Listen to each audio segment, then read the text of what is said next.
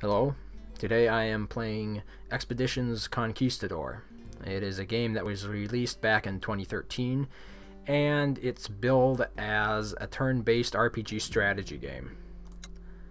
I played it for about 18 hours now, and I've unlocked the second mission, the second campaign.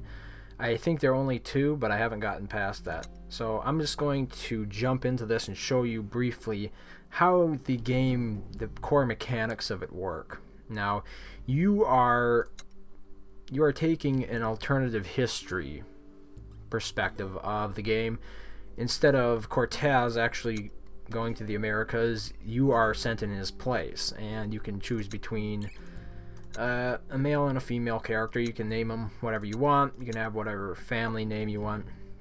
And then this is where the RPG comes into it. The RPG tactics come into it. You have different traits, of course, that your character, your avatar, which doesn't exactly manifest itself in the game. It's simply here for the stats. And you can apply towards it pretty much like any other RPG.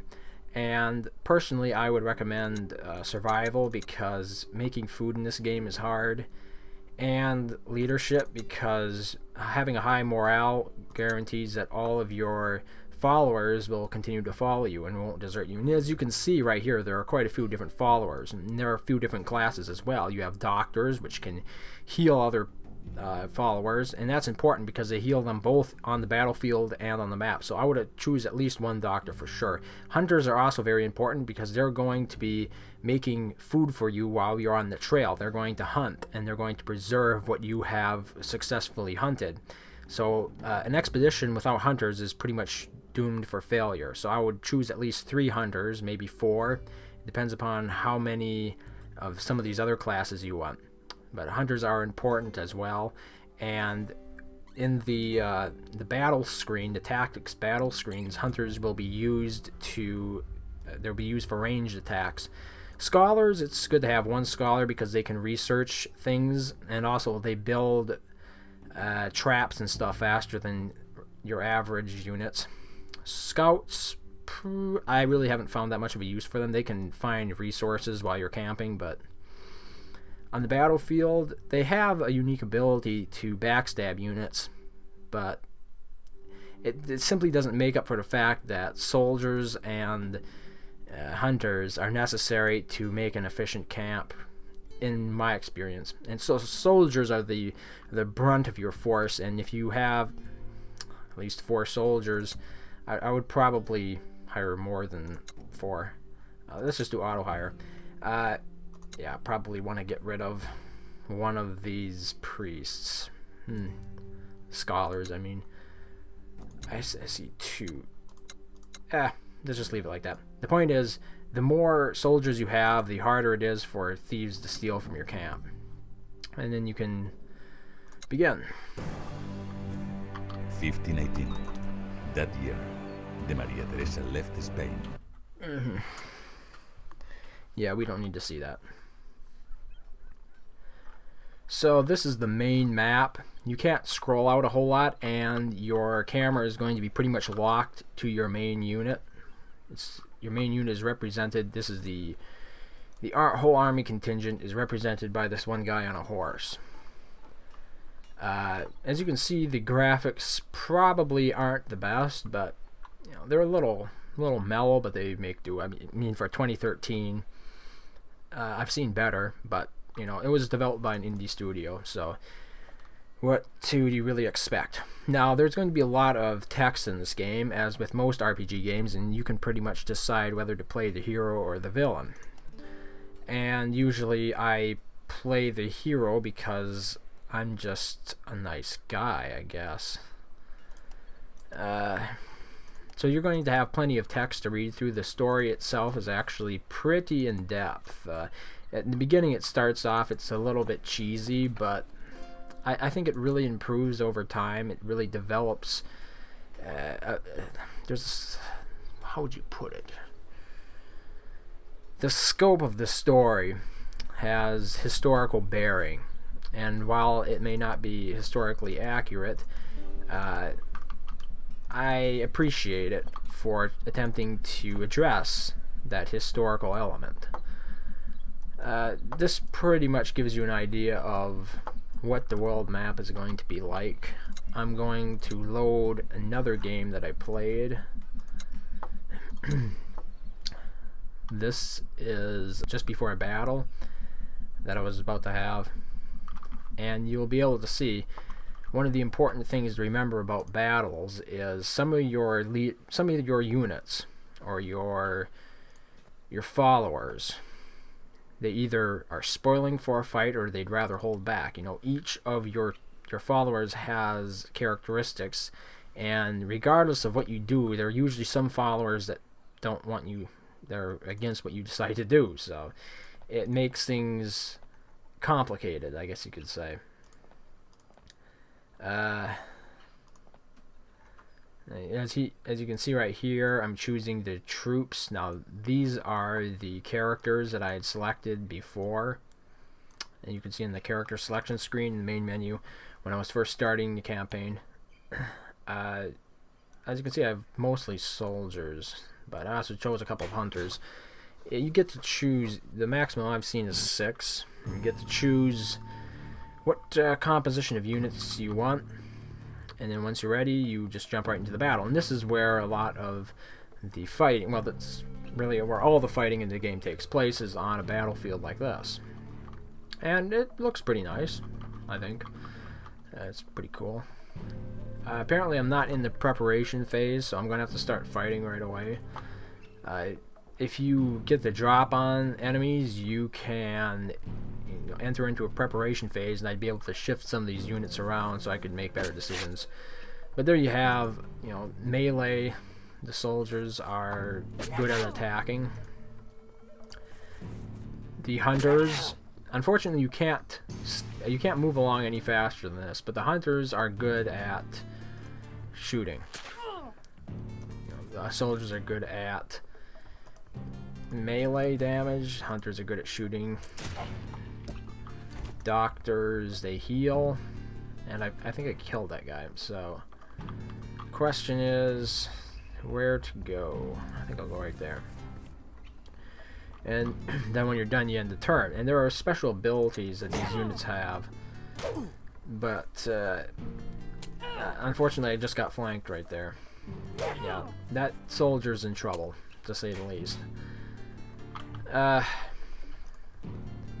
So there are various different tactics. Right now you can see here with this level 1 hunter, I have the ability to kick back units from me.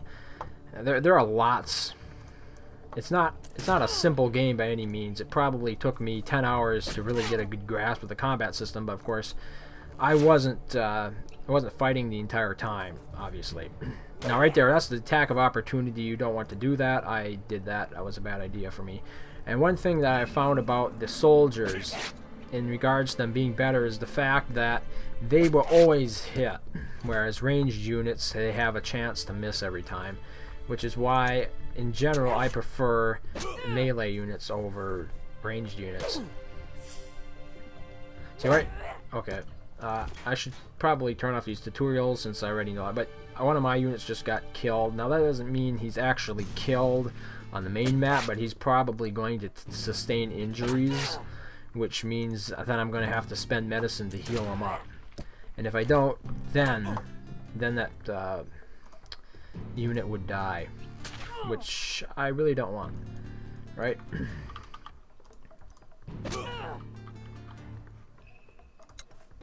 So, as with most turn-based RPG strategy type games, you will engage the enemy turn after turn until one side is dead. As you can see here, I'm pretty sure I have the advantage, the upper hand.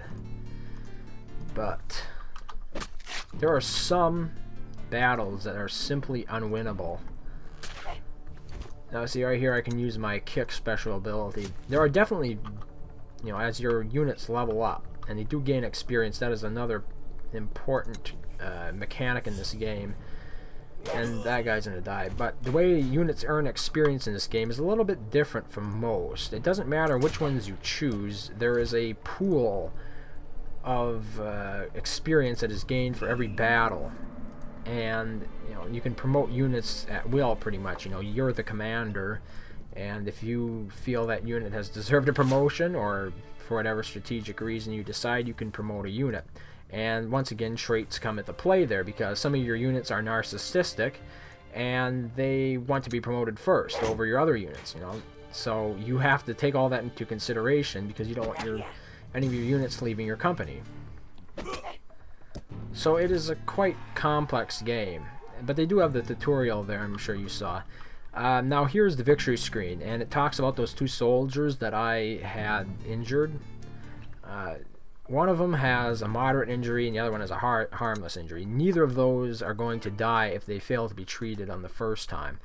But if you leave them untreated for too long, then they could. And the important thing to note is that only your commander and a doctor can actually treat your units. So, if I only have 1 doctor, which is what I usually go with, I could be in trouble if, say, 3 of my units all get seriously injured after a battle. One of them could die. I haven't had any of them die, but I haven't been playing on hardcore mode, so I've been able to reload the game if it didn't go my way. And here is another unique thing about this game, is the fact that the entire environment is to scale pretty much. I mean, if you look at these trees, you can see that the horse and the rider relative to the trees are pretty much scaled to proportion. This only becomes a problem in the fact that the trees don't have a decent pop-in ability. In other words, when I zoom in, that tree should disappear so I can actually see my unit. Really, that's the only way I think that they could improve it. It's an interesting take on it, because a lot of times you'll see buildings, for example, that are completely out of scale with the units. And when that happens, it sort of ruins immersion, I guess you could say. Now, this is the main map, of course, once again. And a lot of your time will be spent exploring these woods and the like. And every time you run out of moves, as you can see I've done right here, I have 0 moves left, you're going to have to make camp. And camp could be seen as one of the more micromanaging aspects of the game, but fortunately you can just auto camp. If you check this box right here, it will assign all of your followers to the professions they're most skilled at, and you won't, you can't leverage it like micromanagement, but it's decent. I have never seriously used AutoCamp because I like to micromanage the hell out of some things, it seems like. Now this is where things really get interesting, of course, is because every night you have to camp, and every day, essentially every night, at the end of every day, your people need to eat. So you're going to have to set up some of your units as hunters. Now in this case, I have this is a doctor right here, and I have injured units, so I'm going to go to the treatment screen. Unfortunately, that was the tutorial again, and I'm going to assign a doctor. And as you can see right here, I have my captain and this lady. I can both assign them as doctors, and that's important because I have 2 injured units. I only have 2 leaders, well, 2 followers, one's a follower and one's me, that can actually heal units. So I wouldn't want to go over 2 in case they were badly injured. They would want the followers that are injured. Now these units, I'm going to set this one to hunting. Most of them are set up to hunting already. This one's set up to scouting, but I think we want more hunting. And hunting again. And you can see the numbers here on the bottom of the screen give you the chance of success for each profession, I guess you could call them. There are several different ones. Guarding is to make sure your camp doesn't get stolen or pillaged in the middle of the night. Patrolling can find areas of interest and some resources. Hunting, of course, gets food, and preserving will preserve food into rations. If you don't eat all the food you found hunting the last morning, it'll spoil the next time you camp. So I'm going to camp right there, and here you can see the log. The game log tells you exactly what happened while you were camping overnight. And at first I didn't see the log because it doesn't appear on the screen unless you hover over the bottom left corner of the screen. So if we go by the log, it helps you understand exactly what happened over the night. As it turns out, my camp defense is held up, which is important because when your units fail to protect the camp, they just, whoever raided it makes out gangbusters with your stuff. I mean, let's say you have 1,000 treasure and your camp gets raided in the middle of the night, your soldiers fail to stop it, you can easily lose half of that treasure, and that's pretty depressing. I mean, that's the kind of thing that would make you want to reload a game. Then we can see that my hunters came back with 5 meat, and my 2 injured units, one has improved their condition, the other one has completely healed. And in return for that healing, I used up 8 medicine. I didn't lose it. The game lists as lost, but I actually used it up. So, as with most RPGs, you're going to be doing missions, and that's what this one was here. I was sent out on this mission by the commander of this outpost here in Hispaniola to take care of the native problem. As it turns out, I took care of it just now in an aggressive manner. I could have done it diplomatically as well. See, we killed them all. And yeah, there's a whole lot of lore here, but you're going to be sent out on other missions as well. And there are a lot of side missions as well, in addition to that. So there's a lot to like here, obviously. I mean, if I played it for almost 20 hours now, I don't do that for just any game. It takes a special kind of game to get my interest in it like that. And while it may not be the best graphically, there may be some more tedious aspects to it, such as the camera view. You can't scroll past your commander, so you have to use the map. Besides all that, I really got engaged into it. I found it very compelling. Now I'm going to load one of my most recent ones.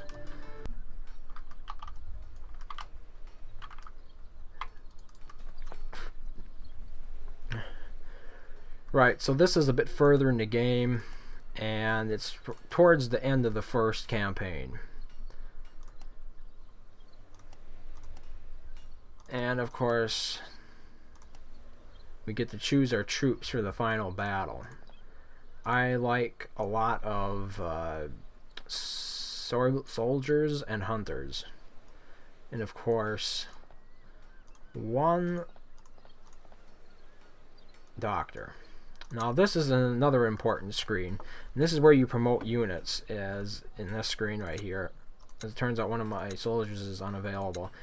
But right here you can see the skills and the ranks, and as you rank up, they can gain little bonuses, as you promote them through the ranks. The highest rank they can rise to is lieutenant, of course, and only one of your units can actually be a lieutenant. 2 of them can be a sergeant, and all of them can be veterans if you have the experience for it. The ideal is to increase their predominant skill all the way up to 10 before focusing on any other skills, because every time you increase their rank, they're going to gain some of these skill points. Equipment is a very interesting concept in this game. You don't actually equip units of anything. You don't, each companion comes with their own weapons, and you just improve those weapons, and you improve that armor by assigning them equipment that you can gain through trading or through conquest. There are multiple ways to get it, but it is a thing that you get a hold of, and it increases whoever's weapons you give it to. I mean, you could give equipment to an archer or a hunter, and it would increase them. They would be able to use it in the same capacity that a soldier would. So there is really there's no great customization when it comes to actual weapons and armor. If you were hoping for that in this game, you're not going to find it here. And of course, right here, I was talking about the different traits that every follower has. In this case, this guy is aggressive, racist, and proud. Choosing contextual events that will go against these tendencies will cause this individual to lose morale, and as morale dwindles, they're more likely to leave you. As you can see, most of my followers have great morale. I think the lowest is 6. Most of them have 8. So I have great morale right now. It's not hard to keep morale up, but if you choose a very bad contingent of followers where they're their traits really are mismatched, you're going to have a harder time of it. You know, it all depends upon who you select, and it's important to know that before really going in. So I've chosen my units, and now these units are a bit more advanced because I've had some time to upgrade them. And here we actually have the battle preparation screen that I was talking about, and you can actually place unique. In this case, I'm gonna place a barricade there. These are little things that you can craft while on the main map, and you can actually place them down before the battle. Here's a net trap, for example. I'm gonna put that there, there, there. They are expendable, so you're going to have to put you're gonna have to craft new ones every time after you use up the old ones. There's really no other way around that. I probably want him up there, huh? Okay. Hold out for 10 turns. I think we can do that. Now this is one of those challenges where you're probably not going to win, so the ideal is to barricade yourself in an area to stake it out for as long as possible. And this is one of the aspects of the game that I find a bit more tedious, because you have to watch every single enemy unit actually do its own little march. Every single action they perform. Right now, if I didn't have them sped up, they'd be going a lot slower, and I've just found that simply too time consuming. Now right here you can see I have a total of 3 abilities for this soldier, because it's a veteran, and as it turns out I'm just going to be using flawless defense, but having more abilities is very important because it makes them much more powerful. Like you could see the stun ability right here. They'll actually stun an enemy when you use it. Here's a hunter. We can do aim shot. Yeah, let's go for that. And they miss. See, that's what I don't like about hunters. They have this incredible tendency to just miss all their targets. And as you can see, my net just sprung there and landed on top of that unit, making him lose his turn. And you should have seen that. There was another net guy. And the important thing about making them lose their turn is then I get to strike them first, as opposed to the opposite way around. If they came charging in otherwise, I would have been the guy that got hit first, and whoever strikes first is more likely to win. But getting back to ranged units, it's really too bad, because I would like to see them do more, and I think there was a way to balance that. Now right here I'm going to be using the stun attack. It doesn't do as much damage, but now that unit is stunned and it can't attack me this next turn. But what I was saying about okay, right here is the doctor. Now the doctor can restore health of units. As it turns out, none of my units are actually hurt, but if they were, I could use the doctor to restore health points, and that can be pretty critical in this game, because if you can't restore health points and you're outnumbered like this, you're going to take an absolute beating, and that's how you die pretty easily. You don't want too many doctors, of course. One seems to be the happy medium for me. That guy just ran into another net, and it seems okay. One of the definite downsides to having only one doctor is if that doctor starts getting shot at and you can't defend them, he's probably going to lose his life, and that's going to suck for you. There you go with an aimed shot. Let's do flawless defense for that soldier. I've already used up my stun for this guy, so I'm going to move him back. Okay, I shouldn't have done that. What I meant to do was use a special ability down here that allows me to move without invoking the attack of opportunity, and then use the stun again with this soldier. That was definitely a bad mistake. But it's a bit harder when you're actually narrating. Now, as you can see right here, I just used the doctor to restore the health points of my man-at-arms soldier right there. But as I was saying, with the ranged units, if instead of going off of a percentage that it takes, basing it off a percentage, they instead went for the further out the shot is, the greater the damage is reduced. I think that would have been a more balanced way to make it work, while at the same time ensuring that every time a ranged unit shoots, they actually are going to hit something. Because I really hate that. It completely turns me off to the... I'm kind of surrounded there. It turns me off to those units because you can just get absolutely screwed through no fault of your own, and that is one of the problems I have with luck-based games like this. Overall, it hasn't been too much of a problem, and I'm going to be using tactical move here to back up a little bit, and then move this unit down here and apply flawless defense. You attack that guy, and let's stun this guy here. That way he won't be attacking me. I can also use my doctor to heal one of my units this turn. Let's heal the soldier right there. So battles pretty much go on like this until you meet the conditions. In some cases you need to defeat all the enemy units. In this case I need to survive for 10 turns. Sometimes it's 5 turns. And there are a lot of options usually going into the battle that will determine how the army composition is actually aligned against you, depending upon your skills outside of the battlefield, different traits that you have. As you can see, this guy is doing pretty poorly. He got flanked, unfortunately. So I'm going to be using a tactical move, and I'm going to try to move him a little bit to safety. I'm going to throw this lantern. Now this is one of the benefits of having different items that you can actually throw onto the battlefield during gameplay, is it can really tip things into your advantage. Well, it can tip the odds in your advantage if you have that, and I think that's pretty important. There we go. I killed that guy. I'm gonna use the doctor. I probably should have used doctor to heal my other man-at-arms. My stun has renewed. It's active now. I can use it again. I think that pretty much covers what I wanted to say about this. I'm just going to retreat. Yeah. And